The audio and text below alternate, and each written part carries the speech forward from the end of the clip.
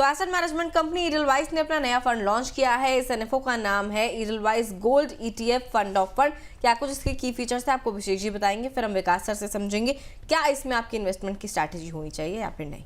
देखिए, गोल्ड की बात हो रही है और गोल्ड का ही एक और ETF फंड ऑफ फंड यहाँ पर आ गया है। ईडलवाइज म्यूचुअल फंड हाउस इस एनएफओ को लेकर आया है। जैसे कि आप स्क्रीन पर देख सकते हैं, Edelweiss gold ETF fund of fund, यानी कि गोल्ड से ही इर्द गिर्द ये पूरा फंक्शन इसी यहाँ पर रहेगी। बेंचमार्क इसका डोमेस्टिक गोल्ड प्राइसेस रहेंगे, यानी कि जो डोमेस्टिक प्राइसेस होते हैं गोल्ड के, इसी को ये फंड यहाँ पर ट्रैक करेगा। सब्सक्रिप्शन इसका 12 फरवरी को खुल चुका था और 26 फरवरी तक इसमें आप सब्सक्राइब कर सकते हैं। हालांकि 23 फरवरी इसकी लास्ट डेट थी, लेकिन इसको एक्सटेंड करते हुए 3 दिन और 26 फरवरी कर दिया गया है। अलॉटमेंट इसका 2 मार्च को मिल जाएगा। मिनिमम निवेश इसमें आप 100 रुपये से कर सकते हैं और लमसम निवेश भी यहाँ पर 100 रुपये से किया जा सकता है।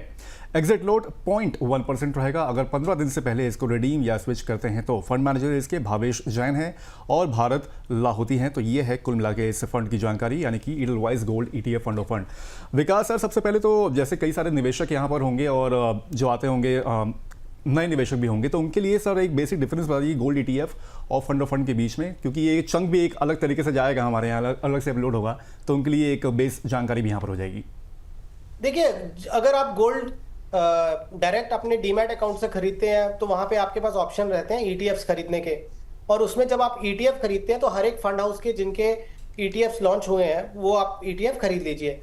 अब वही आपका जैसे ईडलवाइज का ETF जो है वो ऑलरेडी आप अपने अगर डीमैट अकाउंट है तो ईडलवाइज का आप ETF खरीद सकते हैं। लेकिन अब ये कुछ निवेशक ऐसे होंगे जो बोलते हैं कि हम डीमैट और ये सब में नहीं पढ़ना चाहते, हमें म्यूचुअल फंड रूट से ही गोल्ड जो है खरीदना है।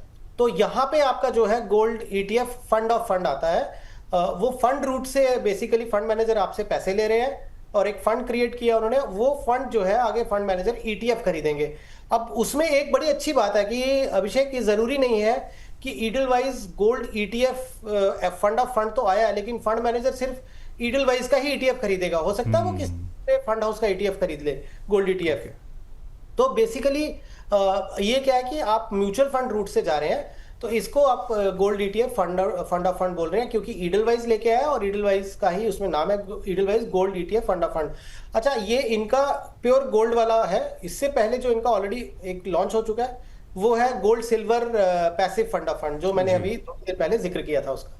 ठीक है सर, ये तो फिर इंटरनली बड़ी गर्मा गर्मी हो जाती होगी कि जो फंड ऑफ फंड आया है क्या वो उसी ETF में निवेश करेगा जो सेम कंपनी का, सेम AMC का चल रहा है। ऐसे कोई बाध्यता नहीं होती सर मेरे ख्याल से ना, बाध्यता नहीं है, सही ETF में देखिए फंड मैनेजर खुद से देख लेंगे कि उनको कौन से ETF में डालना है। हाँ, मतलब हो सकता है चांसेस यही हो, और फिर बीच में कुछ गाइडलाइंस भी होती हैं, सेबी गाइडलाइंस, तो मुझे एग्जैक्टली अभी उसमें थोड़ा इतना जानकारी नहीं है। बट ये है कि फंड मैनेजर की अपनी डिस्क्रिप्शन है, वो देखेंगे कि उनको कौन से ETF में ज्यादा वैल्यू नजर आ रही है या उनको लगता है कि उस ETF में डालेंगे तो ज्यादा बेहतर रहेगा। बट अल्टीमेटली जो एंड में परचेज होता है वो गोल्ड ETF का ही होगा। तो फंड मैनेजर अगर एज ए इन्वेस्टर आप डीमैट अकाउंट होल्डर हैं तो आपके पास चॉइस रहती है, आप कोई सा भी ETF ले लें।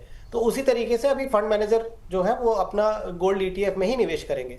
सर, कई सारे बाजार में already gold mutual funds available हैं। क्या लगता है सर, गोल्ड ETF जो फंड ऑफ फंड ईडलवाइज लेकर आया हुआ है यहाँ पर कुछ नया पेश कर सकता है या फिर क्या सलाह रहेगी सर इस पे?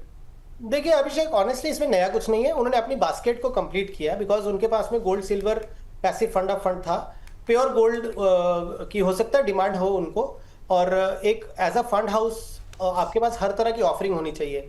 तो प्योर गोल्ड ETF जो फंड ऑफ फंड है वो उनका शायद ऐसा लगता था कि गैप है, उसको फिल करने के लिए लेके आए हैं, बिकॉज उनका भी एक बहुत लार्ज इन्वेस्टर बेस है। और कई बार कुछ ऐसे इन्वेस्टर्स होते हैं जिनकी एक लॉयल्टी होती है कि वो बोलते हैं, डिमांड दिखाते हैं कि हाँ आप अपना एक गोल्ड फंड ऑफ फंड लाइए, हम उस पर निवेश करना चाहते हैं।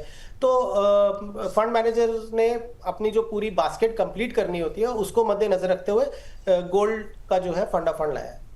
ठीक है सर। वैसे बुलियन मार्केट के मौजूदा माहौल में गोल्ड फंड में निवेश जो है किन लोगों के लिए अच्छा ऑप्शन होगा?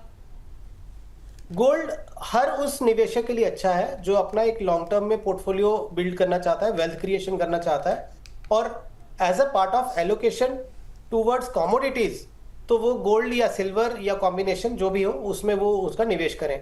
बहुत सारे निवेशक ऐसे अभी भी होंगे जिन्होंने अभी तक म्यूचुअल फंड्स का पोर्टफोलियो तो अच्छा बना लिया बट गोल्ड या सिल्वर में आज तक उन्होंने इन्वेस्ट नहीं किया।